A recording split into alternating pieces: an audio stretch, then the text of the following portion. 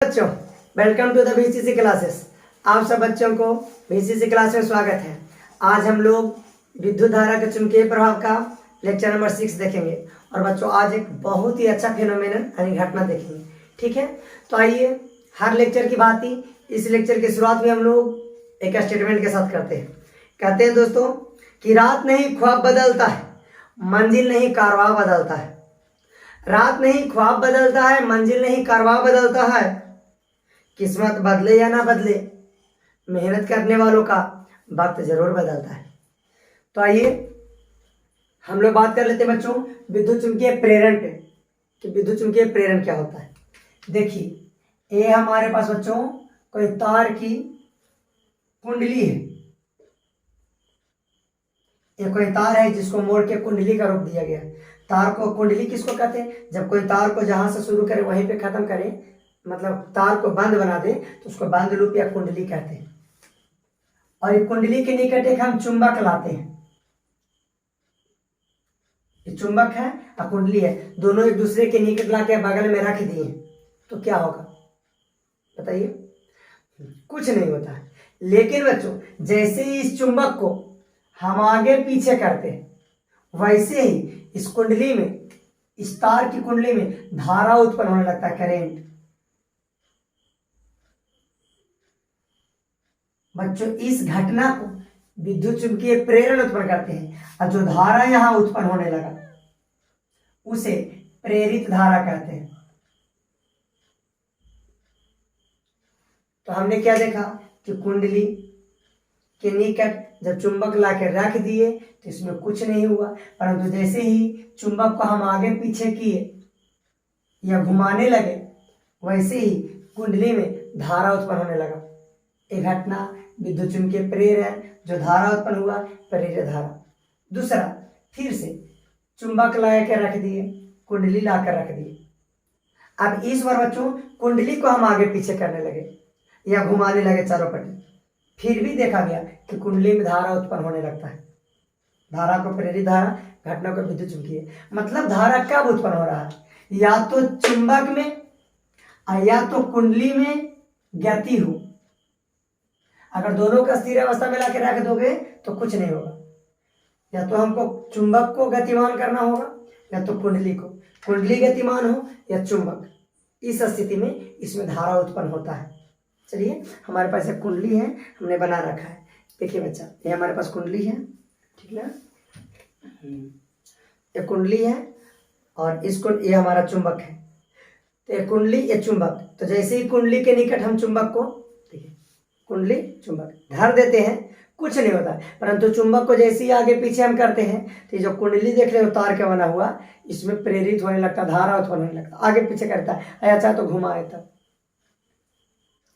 उसी तरह से चुंबक का स्थिर रखते हुए जब हम कुंडली को ही घुमाने लगे, ये आगे पीछे करने लगे, फिर भी कुंडली में धारा उत्पन्न होता है। मतलब कुंडली में धारा उत्पन्न होने का दो कारण है, या तो आपको चुंबक को गतिशील कर दीजिए या तो कुंडली को, परंतु दोनों का अगर ला के केवल रख दीजिएगा तो धारा उत्पन्न नहीं होता है। तो समझ गए हैं, है ना? चलिए आप सुनिए बच्चों, हमने देखा कि जब किसी कुंडली या चुंबक को, किसी चुंबक को कुंडली के निकट लाकर गति करवाते हैं या कुंडली को चुंबक के निकट लाकर गति करवाते हैं तो उसमें धारा उत्पन्न होता है। जब वैज्ञानिकों से पूछा गया कि उस धारा की दिशा बताइए, जिस वैज्ञानिक ने, जिन्होंने इस एक्सपेरिमेंट को किया था, उनसे पूछा गया कि बताइए आप धारा की दिशा बताइए कि आप जो धारा उत्पन्न होगा वो किस दिशा में होगा। जैसे देखिए ये हमारे पास चुंबक है नॉर्थ साउथ, और ये हमारा कॉइल है। अब इसको आगे पीछे हम करने लगे, ऐसे आगे पीछे, तो धारा उत्पन्न होगा इसमें। तो धारा की दिशा बताइए, क्या इस दिशा में धारा उत्पन्न होगा ऐसे, या इसके विपरीत दिशा में धारा उत्पन्न होगा ऐसे?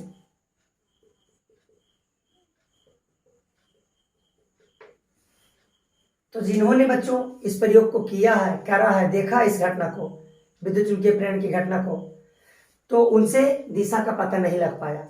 तो दिशा के बताने के लिए फिर से एक महान शख्सियत को आप लोगों के सामने इंट्रोड्यूस करने जा रहे हैं, जिनके बारे में हम पहले भी पढ़ चुके हैं। और उस महान शख्सियत का नाम है बच्चों फ्लेमिंग।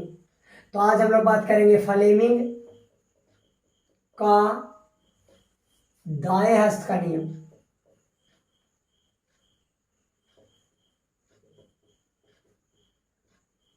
बच्चों, फ्लेमिंग का दाएं हस्त का नियम मतलब फ्लेमिंग जी वो महान शख्सियत थे जिन्होंने बताया कि कुंडली के निकट जब चुंबक को गति करवाओगे या कुंडली को चुंबक के निकट गति करवाओगे तो उसमें जो धारा उत्पन्न होगा उसकी दिशा बताने आए हैं।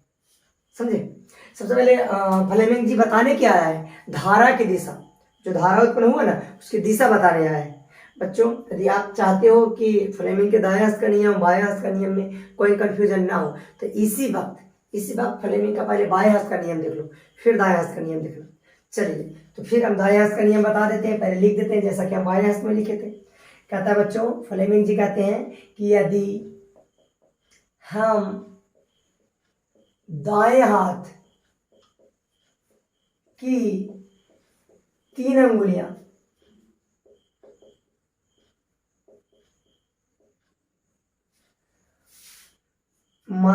अंगूठा, तर्जनी और मध्यमा को परस्पर लंबवत फैलाते हैं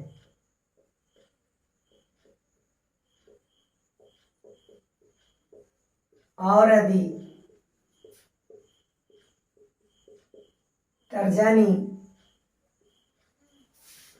चुंबकीय क्षेत्र की दिशा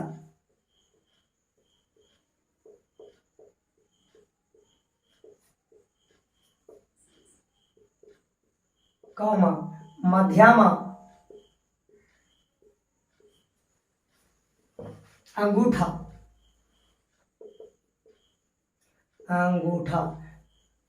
गति की दिशा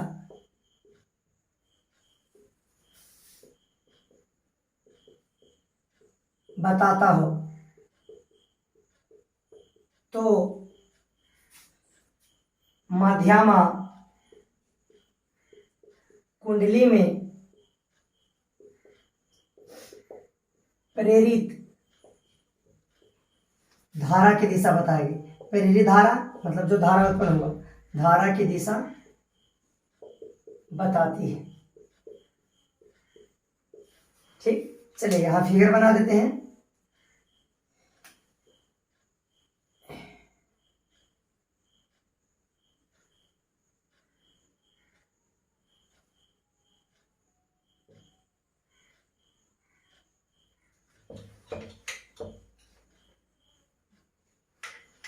ठीक, ये हमारा हो गया, एक मिनट बच्चा, यस सॉरी। चलिए, ये हमारा हो गया अंगूठा और ए वाला फिंगर हमारा जो हो गया वो हो गया तर्जनी और ए जो फिंगर है वो है मध्यमा। तो नियम को पढ़िए, क्या कहता है? यदि दाएं हाथ की 3 उंगलियां परस्पर लंबवत फैलाएंगे, तीनों लंबवत, किसको किसको? अंगूठा, तर्जनी, मध्यमा। अंगूठा, तर्जनी, मध्यमा, तीनों को लंबवत फैलाए। ठीक, और यदि तर्जनी चुंबकीय क्षेत्र, ये जो तर्जनी है ये आपको बता रहा है चुंबकीय क्षेत्र की दिशा,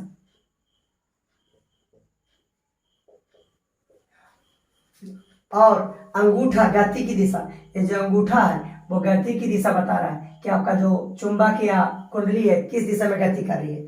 तो मध्यमा कुंडली में प्रेरित धारा, तो जो मध्यमा है वो धारा की दिशा बताएगी कि किस दिशा में धारा उत्पन्न हो रही है। पहले इतना लिख लें फिर हम समझा देते हैं। ठीक, चलिए, तो फ्लेमिंग जी क्या कहते हैं? अपने दाएं हाथ की 3 उंगलियां, दाएं हाथ की 3 उंगलियां फैलाइए। दाएं हाथ की 3 उंगलियां किसको किसको फैलाना? अंगूठा, मध्यमा, तर्जनी, मध्यमा, तीनों को लंबवत फैलाना 90 डिग्री पर। ठीक, 90 डिग्री पर। अब ये जो अंगूठा है वो गति की दिशा बताएगा, मतलब वस्तु इस बार गति ऊपर नीचे ऐसे हो रहा है, और तर्जनी चुंबकीय क्षेत्र की दिशा बताएगा। तो बच्चों, ये जो है मध्यमा वो कुंडली में होने वाली प्रेरित धारा की दिशा बताएगा। ठीक, इसके लिए बच्चों सबसे पहले समझिए, हम चित्र के माध्यम से बताएंगे भी जस्ट और समझाएंगे। ठीक है, तो इसके लिए अगर तुम तीनों को शॉर्टकट लिखना चाहो बच्चों तो लिख सकते हो ग, अच्छे, अधा, जैसा कि उसमें बताया था बाछेदा। ज्ञात मतलब गति क्षेत्र धारा, अंगूठा तर्जनी मध्यमा गति क्षेत्र धारा, या ज्ञात गति क्षेत्र धारा। इसके प्रीवियस वाला में था बल क्षेत्र धारा। ठीक, तो आज रखना, अंगूठा से शुरू करना, अंगूठा तर्जनी मध्यमा ज्ञात गति क्षेत्र धारा।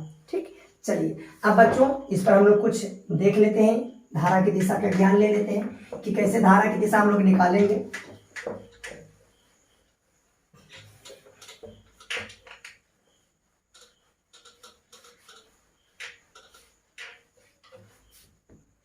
देखिए बच्चों, ये हमारे पास कोई चुंबक है, इसका नॉर्थ पोल है और इधर मान लेते हैं साउथ पोल है। ठीक है, चुंबकीय क्षेत्र देख सकते हो कि नॉर्थ से निकलता है साउथ, तो साउथ इधर बना देते हैं। चलो, इस चुंबक का कोई साउथ पोल बच्चों इधर है और इस तरह से चुंबक के से नॉर्थ, चुंबक के उत्तरी ध्रुव से चुंबकीय क्षेत्र रेखा निकल रही है और दक्षिणी ध्रुव में प्रवेश कर रही है। ठीक है, इसमें बच्चों कोई कुंडली लाए हैं, या देखो हमारा कुंडली है। अब चुंबक और ये हमारा कुंडली। ठीक है, तो जैसे ही चुंबक के निकट कुंडली लाकर रखते हैं कुछ नहीं होता, जैसा कि अभी बताया। लेकिन जैसे ही हम बच्चों या तो चुंबक को गतिमान कर देते हैं या तो कुंडली को, तो धारा उत्पन्न होने लगता है। तो मान लेते हैं कि कुंडली के हमने गतिमान कर दिया। कैसे? कुंडली को हम करें ऊपर नीचे ऊपर नीचे। जो कुंडली है ना वो ऊपर नीचे हो रही है, ऊपर और नीचे। ठीक, मतलब इस कुंडली की गति की दिशा, गति की दिशा, चलो गति की दिशा इस पर पहले मान लेते हैं ऊपर। ठीक है, ये जो कुंडली है इसको हम ऊपर कर रहे हैं। ठीक है, चलिए तो बच्चों हमको यहाँ मैक्सवेल का नियम लगाना है। तो सबसे पहले चुंबकीय क्षेत्र की दिशा देखो, नॉर्थ पोल साउथ पोल, तो चुंबकीय क्षेत्र बच्चों इधर जा रहा है, चुंबकीय क्षेत्र की दिशा ये है।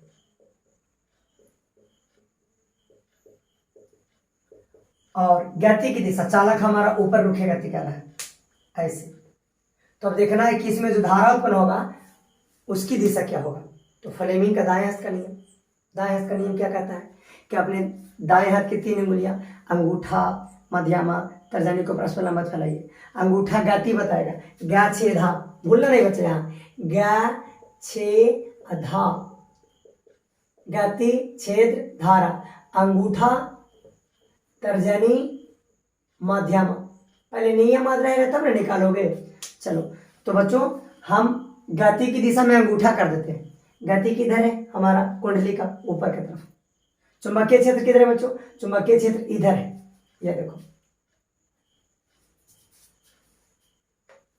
हाँ, अंगूठा करना है गति की दिशा में, गति ऊपर अंगूठा ऊपर। चुंबकीय क्षेत्र में करना तर्जनी, चुंबकीय क्षेत्र किधर? या दक्षिण की तरफ, नॉर्थ से साउथ।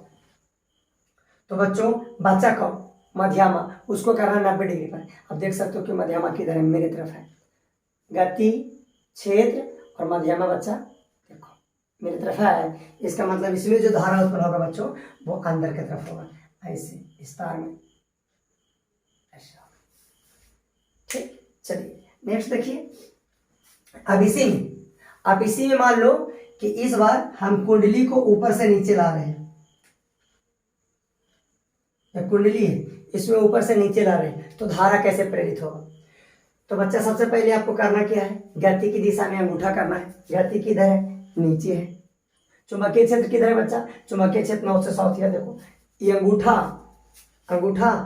चुंबकीय क्षेत्र, अंगूठा नीचे हो गया, ये चुंबकीय क्षेत्र हो गया। और बाकी बचा कौन? तर्जनी। तो अंगूठा देख सकते हो गति की दिशा में है, गति नीचे है तो अंगूठा नीचे है। चुंबकीय क्षेत्र नॉर्थ से साउथ, बाकी बचा मध्यमा, इसको 90 डिग्री पर फैलाइए। आप देख सकते हो कि आपके तरफ है कि नहीं? मतलब इस बार बच्चों धारा कुछ आपके तरफ बाहर की तरफ ऐसे पर आएगा। ठीक, चलिए नेक्स्ट देखिए।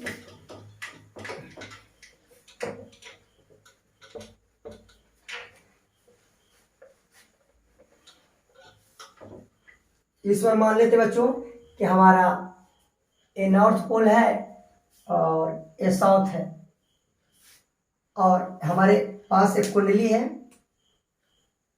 ये रही कुंडली। इस कुंडली को बच्चों हम पहले इस दिशा में लेके जा रहे हैं, यानी गति की दिशा इस डायरेक्शन में। गति की दिशा ए हो गया। चुंबकीय क्षेत्र नॉर्थ से साउथ, यानी चुंबकीय क्षेत्र बच्चों ऊपर से नीचे है। ये हो गया चुंबकीय क्षेत्र की दिशा। तो चाहिए कि इस कुंडली में जो धारा उत्पन्न होगा उसकी दिशा बताना है। गति में है, चुंबक के चुंबकीय क्षेत्र में रखा गया है। हम जानते हैं कि चुंबक के चुंबकीय क्षेत्र में जब रखते हैं और उसको हमें गति करवाते हैं कुंडली में, तो धारा उत्पन्न होता है। धारा की दिशा कौन बताते हैं? फ्लेमिंग का दायास नियम। दायास नियम क्या कहता है कि अंगूठा को चालक के गति की दिशा में कीजिए, गति की दिशा ये, तो अंगूठा कर दे गति की दिशा में।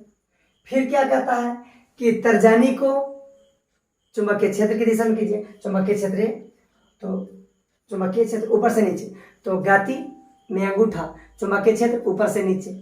तो आपको मध्यमा देख सकते हो 90 डिग्री पर। मध्यमा इस बार मेरे तरफ ही बच्चों, देख रहे हैं मध्यमा।